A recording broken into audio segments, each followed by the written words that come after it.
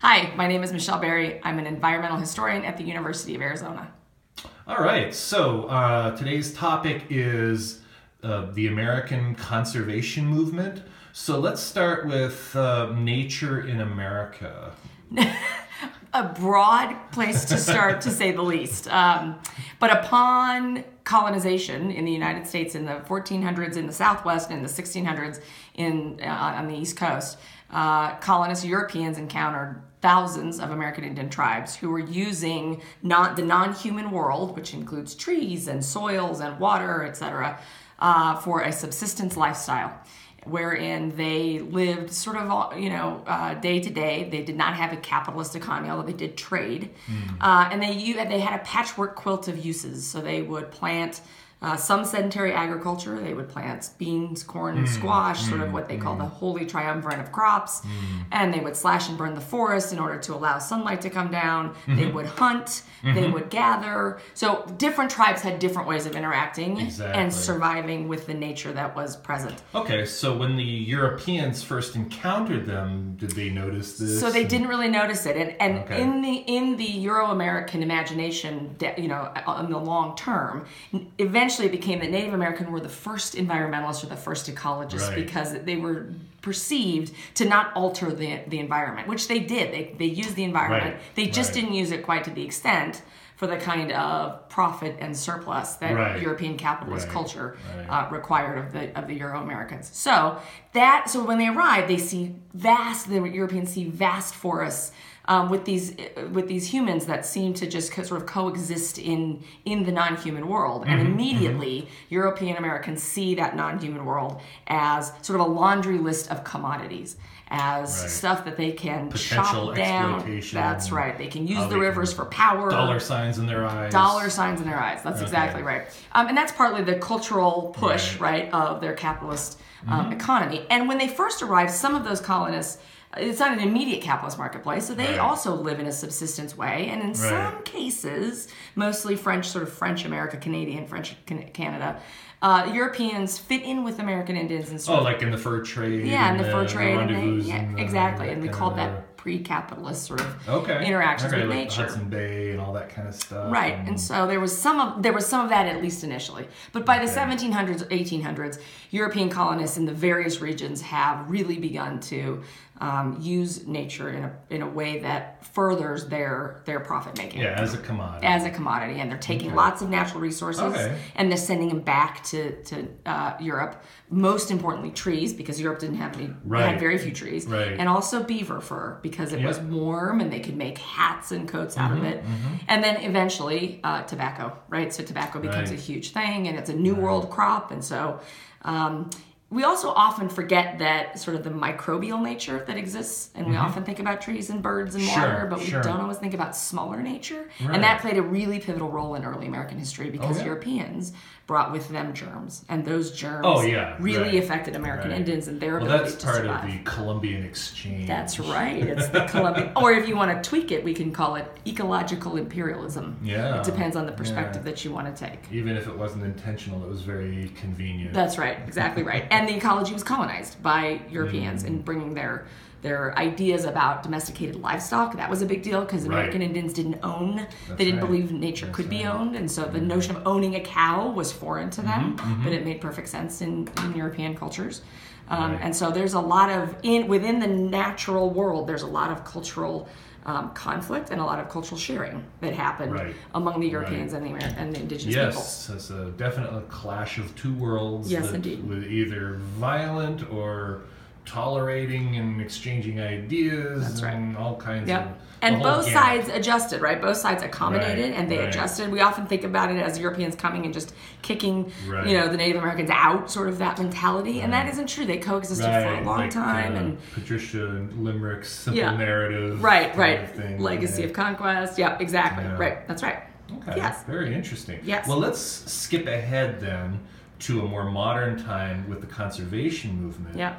And kind of take that legacy and tie it into our conservation movement. Yes. So that when we're talking about that initial capitalist impulse of the 1600s and the 1700s, by the late 1800s in the United States, the Industrial Revolution has arrived, which is something that Europe and especially England had experienced more in the 17th century. Right. Now in the 19th century, it comes to America, right? And so we see the rise in cities, intense exploitation of natural resources, especially hard rock mining, copper, gold, and sort of iron, right, that they eventually make into steel, which really powers factories and manufacturing in the United States. Okay. And so by 1900, the United States is existing as sort of a schizophrenic, if you will, nation, in that we've got a lot of farmers and agriculture is still very important.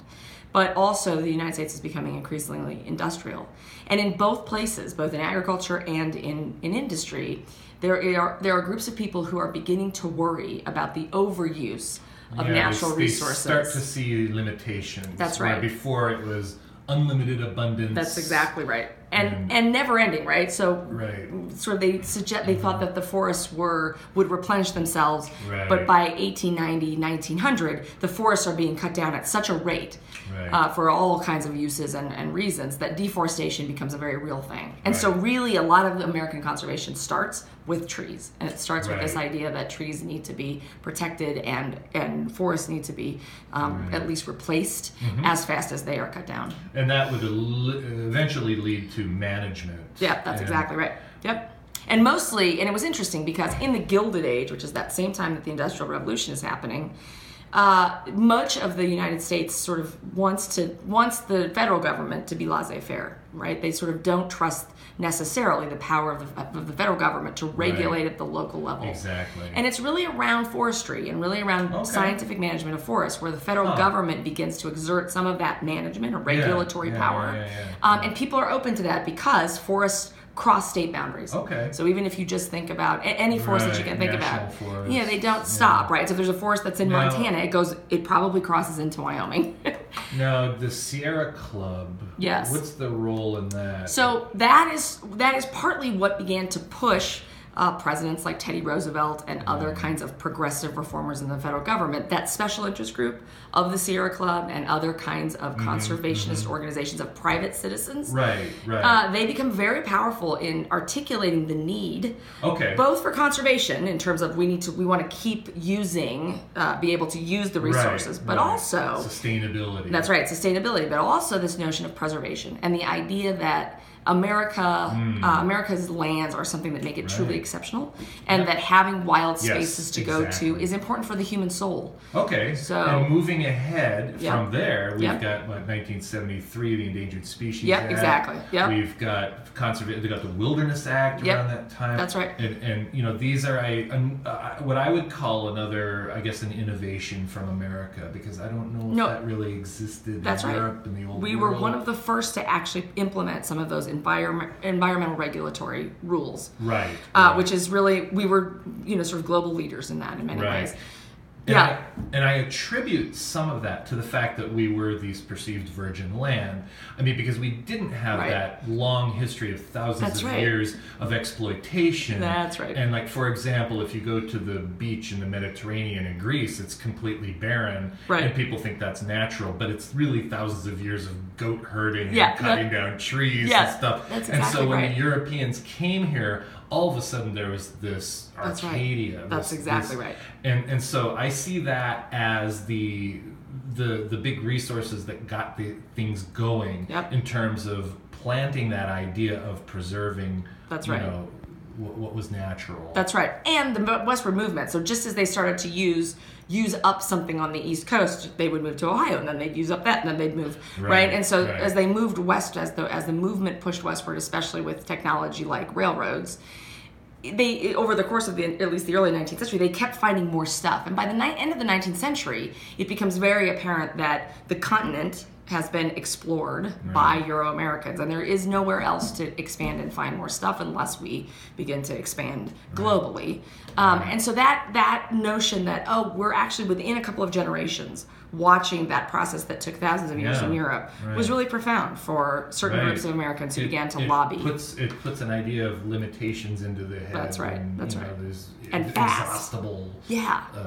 concepts. Yeah, and the industrial use of nature was really important, especially in mining, because mining is a very difficult sort of thing to do. It takes heavy equipment. It takes a lot of industrial processes in order to get whatever metal you want out of the rock. Right. And all of that comes with a certain amount of waste. Yeah. And so by the mid-20th century, the United States is a polluted and in many areas a toxic place. Right. And so that generates this backlash and this political will to start to clean it up and to keep it from happening again. And that keeping that and learning from that experience becomes almost a template for the rest of the world. That's right. Because it becomes this precedent that was set that we learned from, more or less. Yep. And as we globalized, as the world globalized, hopefully we can, everybody can see that. That's right. Learn that lesson. That's exactly right. And it was not a perfect progressive narrative, right? There's a lot of tension within that.